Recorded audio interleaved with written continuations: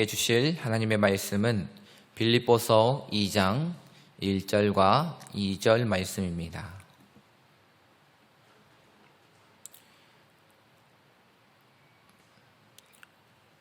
우리 1절부터 2절까지 다 같이 한 목소리로 읽도록 하겠습니다. 그러므로 그리스도 안에 무슨 권면이나 사랑의 무슨 위로나 성령의 무슨 교제나 국률이나 자비가 있거든 마음을 같이 하여 같은 사랑을 가지고 뜻을 합하여 한 마음을 품어. 아멘. 오늘 제목 말씀은 주 안에서 우리는 하나라는 제목의 말씀입니다. 오늘 빌립보서 2장 1절과 2절의 말씀을 통하여 우리에게 볼 두 가지의 주제가 있습니다. 먼저 첫 번째는 교제입니다. 그리고 두 번째는 하나됨입니다. 이 두 개를 합치면 무엇이 될까요? 바로 주 안에서 교제함으로 하나 된다라는 것입니다. 그래서 우리는 두 가지를 보면서 우리가 어떻게 하면 그 주님 안에 거할 수 있을 것인가, 우리가 어떻게 하면 주 안에서 어떻게 하면 하나가 될 수 있을 것인가를 살펴보도록 하겠습니다. 먼저 첫 번째로 우리는 성경을 보면서 네 가지의 교제의 방법 또 요건에 대해서 우리가 볼 수가 있습니다. 이 교제라는 것은 어떤 요건들이 있냐면, 먼저 첫 번째로 그리스도 안에서 우리가 권면하는 것이 있습니다. 권면이라는 것은 어떻게 보면 우리 생각대로 생각해 보면 그 신앙이 뛰어난 사람 아니면 더 큰 사람이 약간 작은 사람에게 이렇게 조언하거나 또는 충고를 해주는 것과 같은 그런 생각을 할 때가 있습니다. 그러나 오늘 성경 안에서 권면이라는 것은 무엇이냐면, 바로 이 권면은 바로 그 뜻을 보면 곁으로 부르다라는 뜻을 가지고 있습니다. 자, 그러면 어떤 곁으로 부르는 것일까요?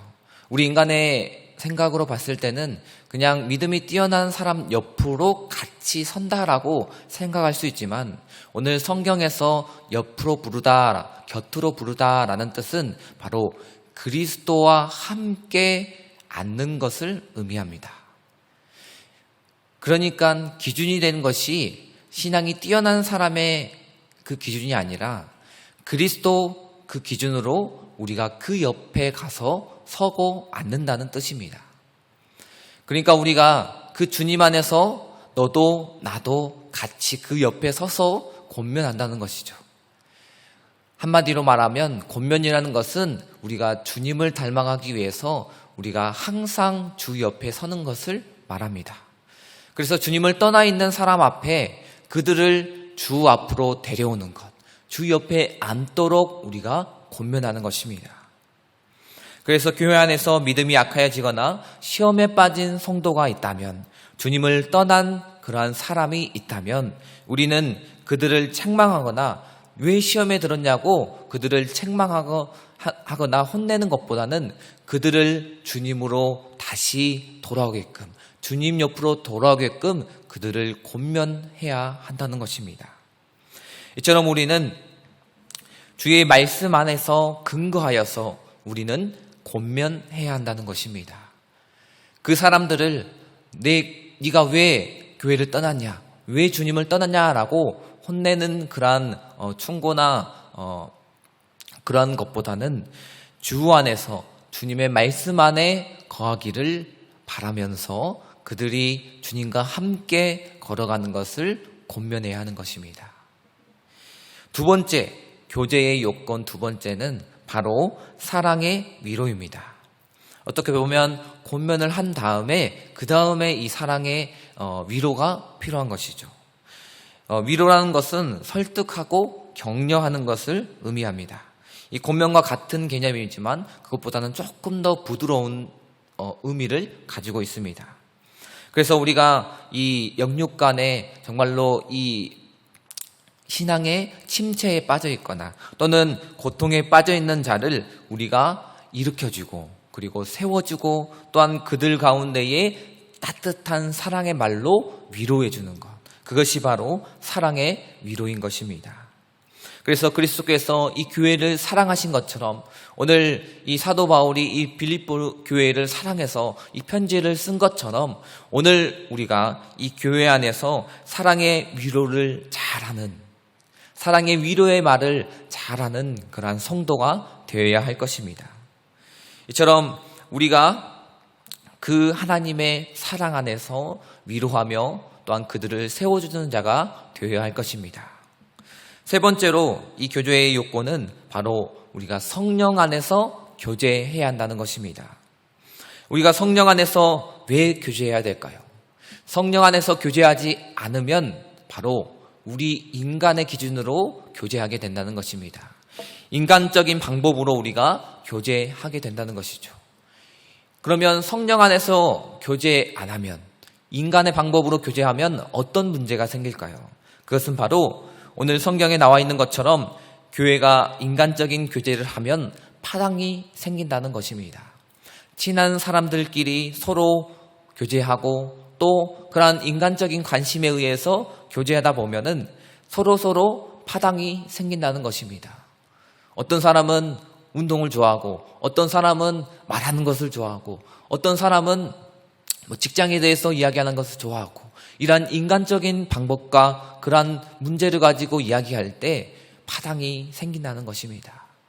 그래서 초대교회 안에서도 많은 은혜가 있었지만 그럼에도 불구하고 예수파, 바울파 이렇게 파당이 생긴 것은 그들 스스로가 인간적인 방법으로 교제를 했기 때문입니다.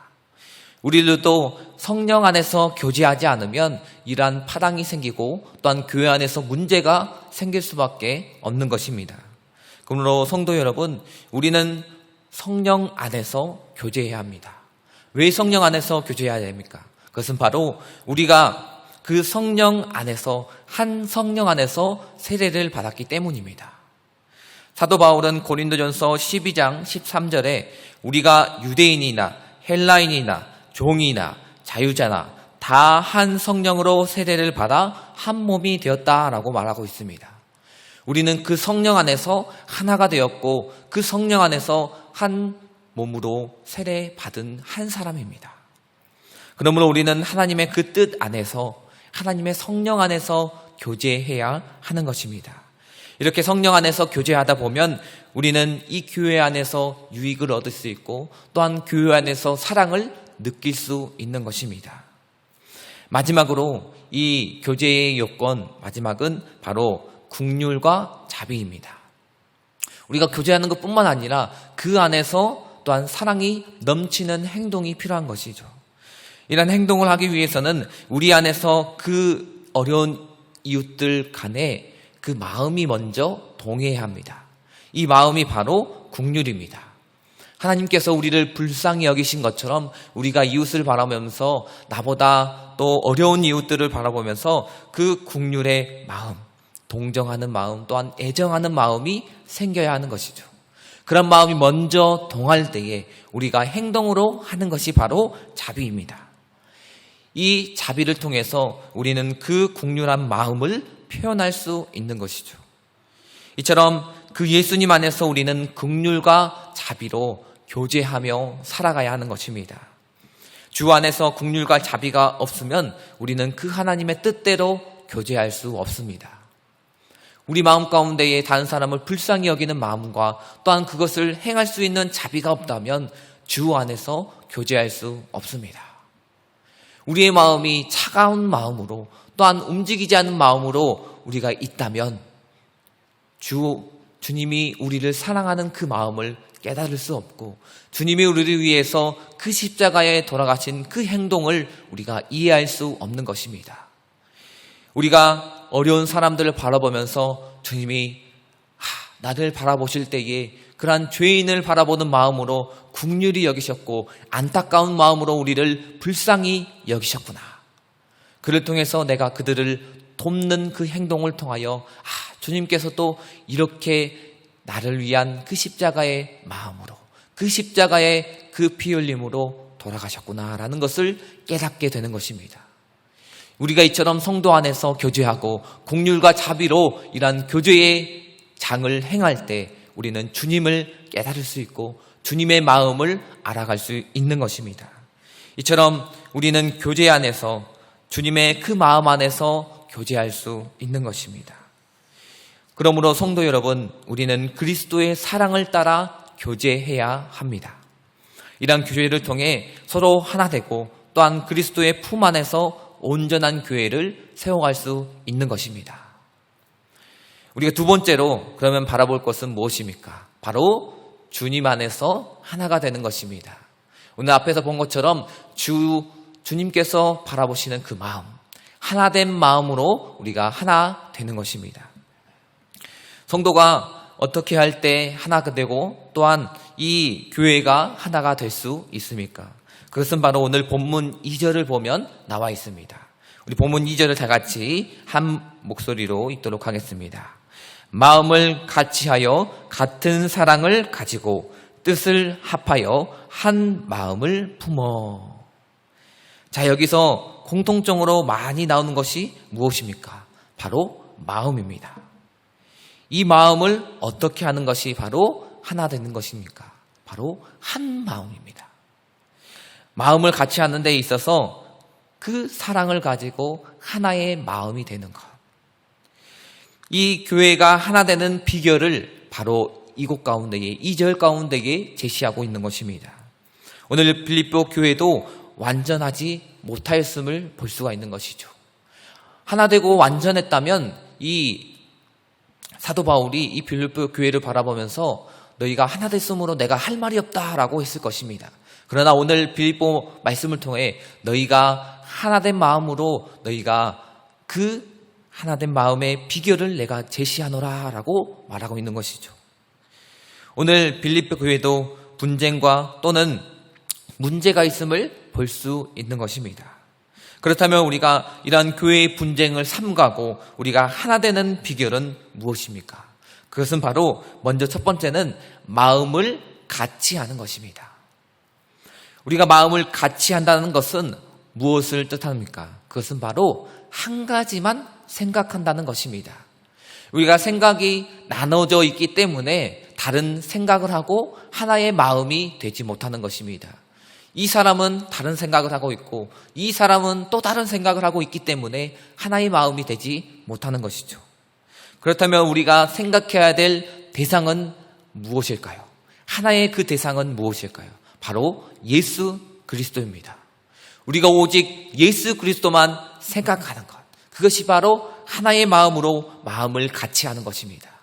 나도 예수님을 생각하고 여러분도 예수님을 생각하고 또한 다른 성도도 예수님을 생각하는 것, 오직 예수 그리스도 그분만 생각하는 것입니다. 이처럼 우리가 그분만을 생각할 때에 우리는 마음이 서로 같아질 수 있습니다.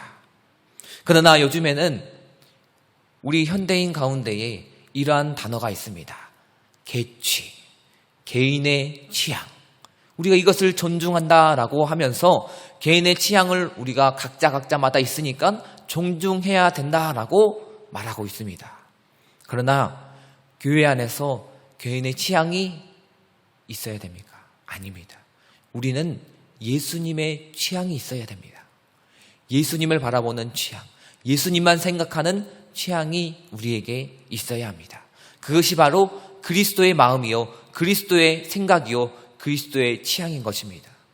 우리는 우리 자신의 그 욕심이나 우리 자신의 생각으로 취향을 정하는 것이 아니라 오직 예수님 안에서 우리의 취향을 바라보며 주님만이 나의 취향이요, 주님만이 나의 생각이요, 주님만이 나의 같은 마음으로 주 안에서 서 있어야 하는 것입니다.